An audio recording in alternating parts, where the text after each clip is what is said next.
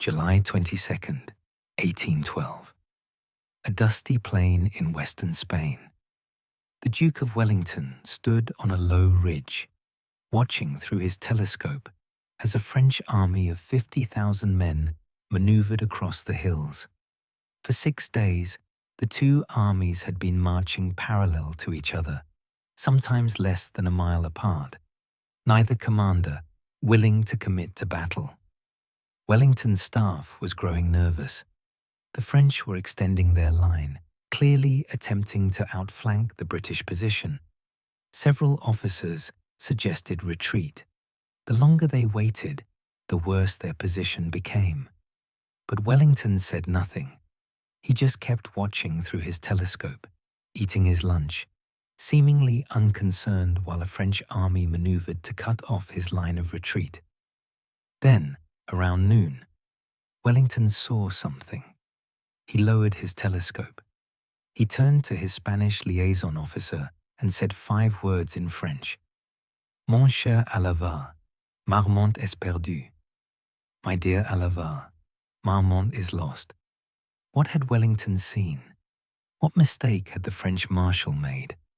And what was about to happen in the next 40 minutes would prove that Wellington was far more than the defensive general his critics claimed, and would provide the blueprint for his greatest victory 3 years later.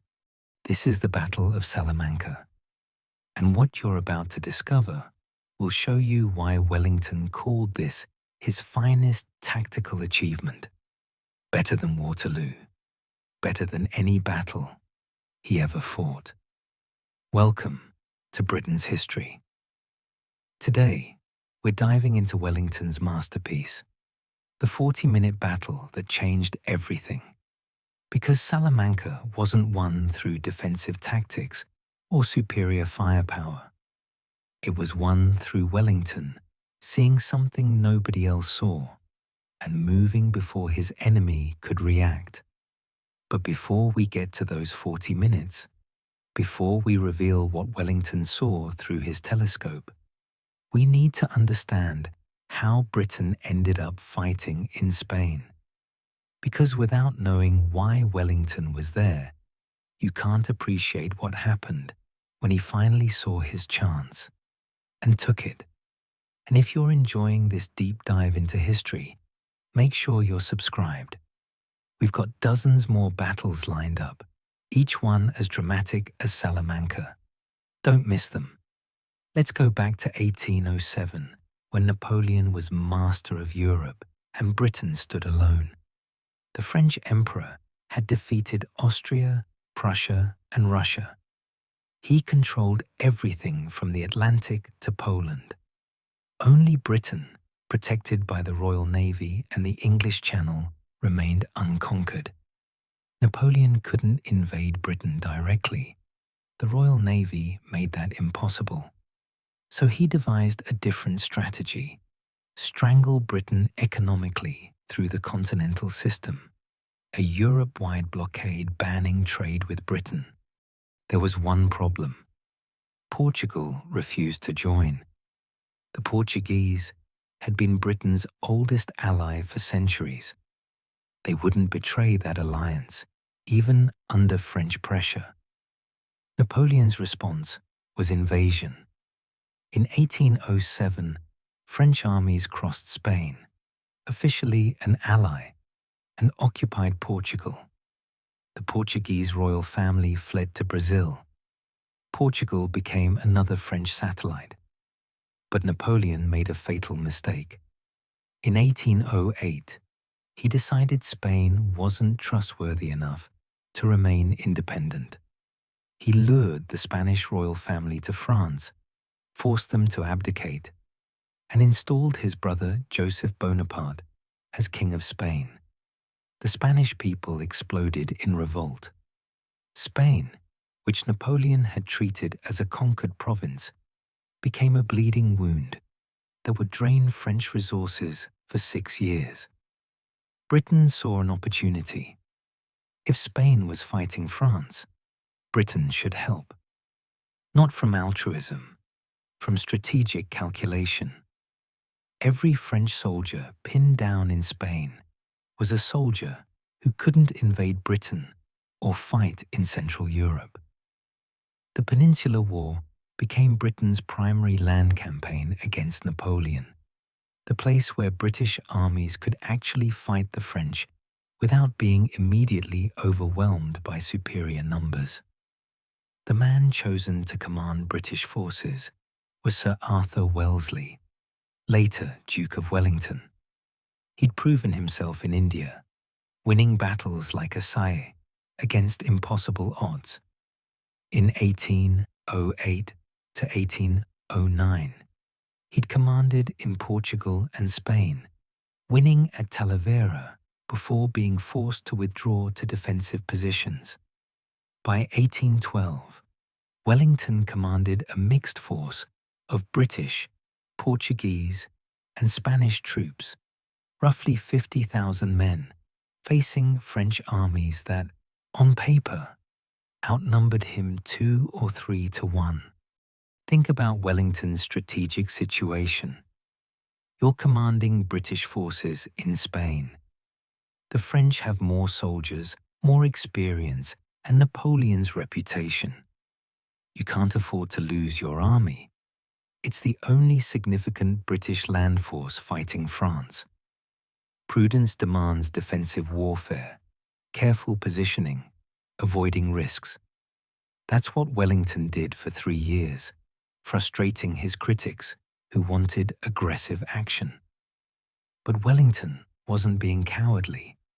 He was being smart, waiting for the right moment. And in summer 1812, that moment arrived.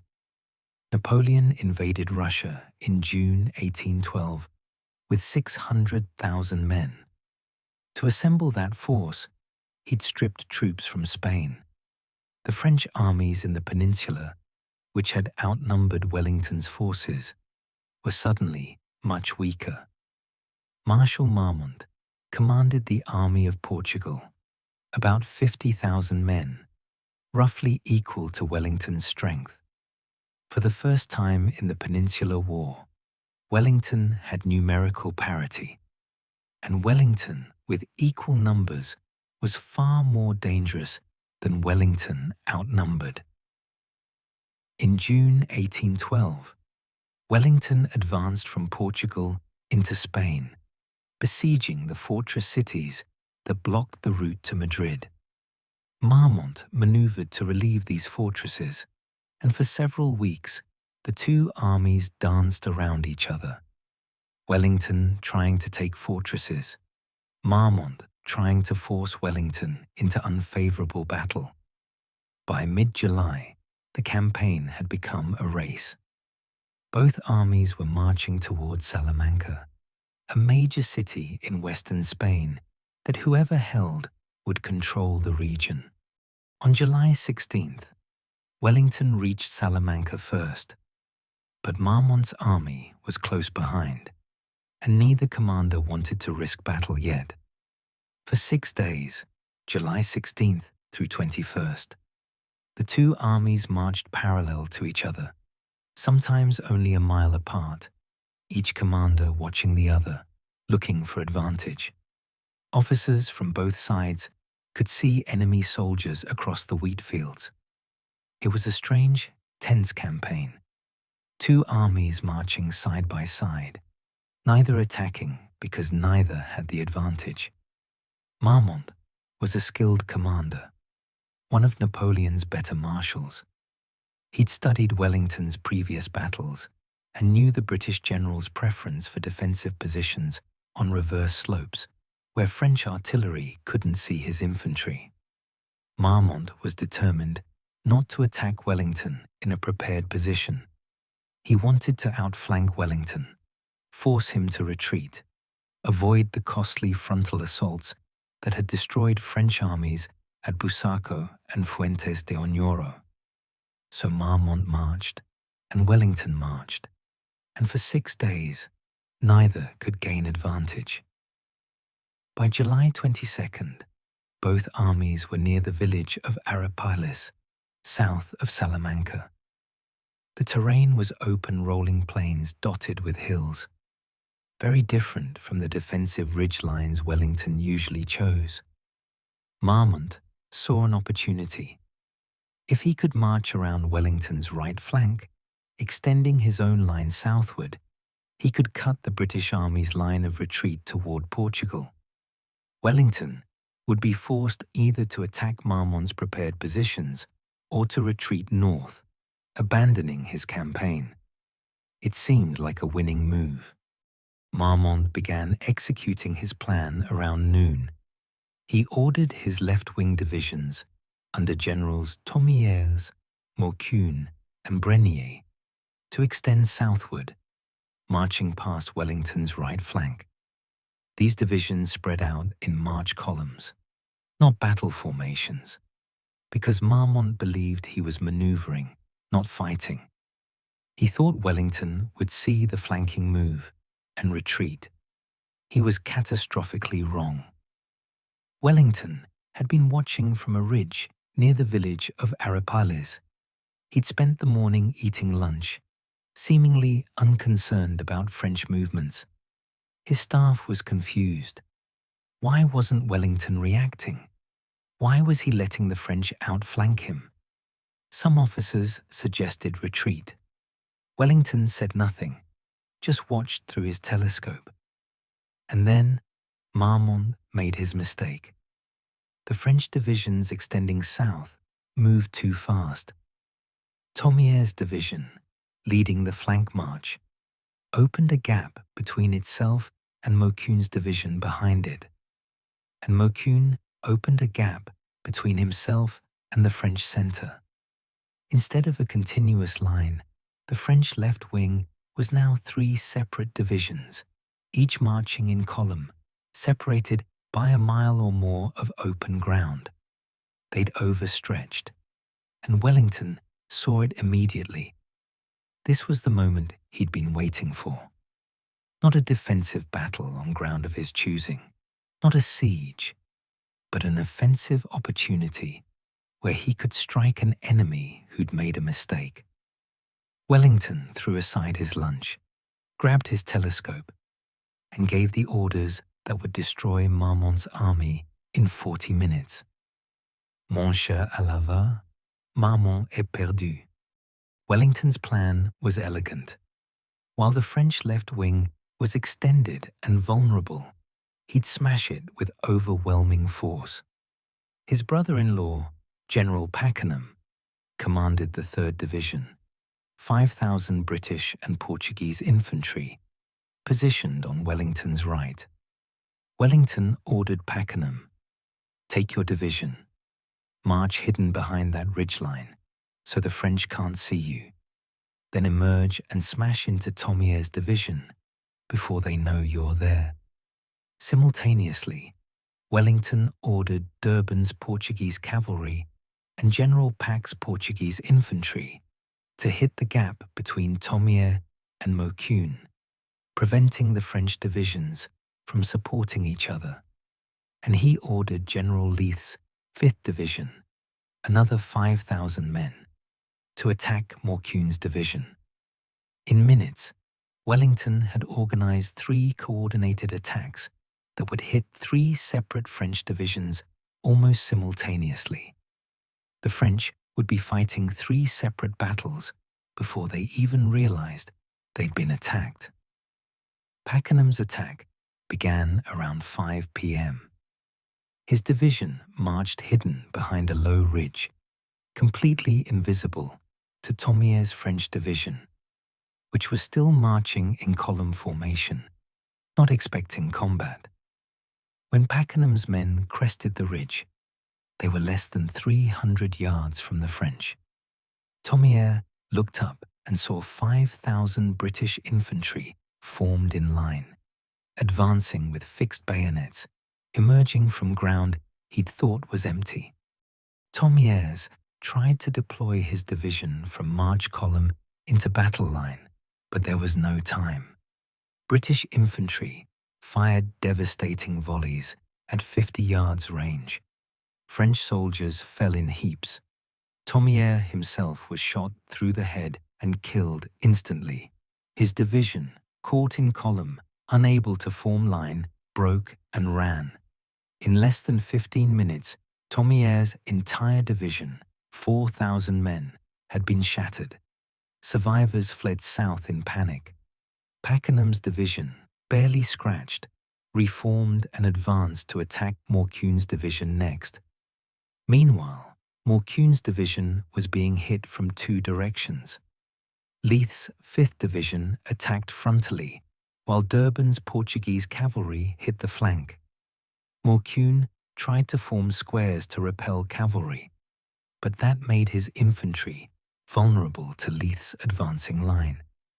British volleys tore into the stationary French squares. Portuguese cavalry charged any French who tried to maneuver. Morcune's division held longer than Thomière's, fighting for perhaps 20 minutes, but they were overwhelmed by coordinated infantry and cavalry attack. Morcune himself was wounded.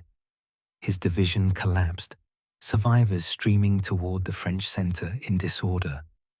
By 5:30 p.m., 30 minutes after Pakenham's attack began, 2 French divisions had been destroyed. 1/3 of Marmont's army was routed, fleeing or dead, and Wellington wasn't finished. He ordered General Cole's 4th Division to attack the French centre, where Marmont himself commanded. Cole's 5,000 men advanced against French divisions that were just realizing their left wing had disintegrated. Marmont tried desperately to restore the situation. He rode toward his shattered left wing, trying to rally fleeing soldiers, reorganize broken units, create some defensive line that could hold. Then a British artillery shell exploded near him. Shrapnel shattered his right arm and 2 ribs. Marmont fell from his horse, unconscious, catastrophically wounded. Command passed to General Bonnet, who was killed by another artillery shell minutes later. Then command passed to General Clausel, 3rd in the chain, who took over a collapsing army while British infantry advanced on 3 sides. The French centre tried to hold.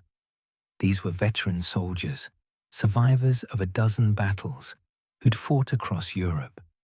They formed lines, fired disciplined volleys, and contested every yard.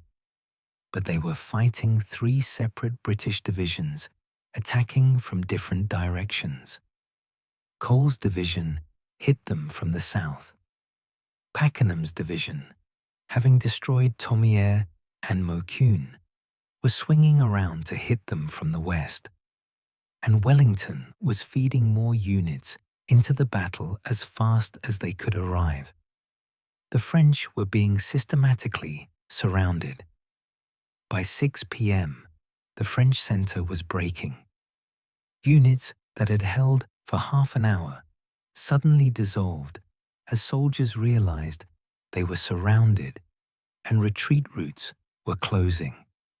Clausel tried to organize a fighting withdrawal, pulling back toward a ridge called the Greater Arapil, where he might form a defensive line. Some French units fought brilliantly. The 122nd Line Regiment held a position near the village of Arapiles against repeated British attacks, buying time for the rest of the army to escape. But these were isolated stands, local heroism that couldn't change the battle's outcome. Wellington's cavalry, the British Heavy Dragoons and King's German Legion cavalry, charged the retreating French, turning withdrawal into rout.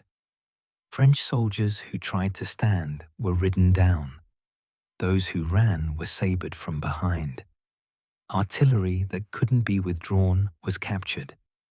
The French army was disintegrating, individual soldiers and units fleeing toward the forest of Alba, where cavalry couldn't pursue effectively.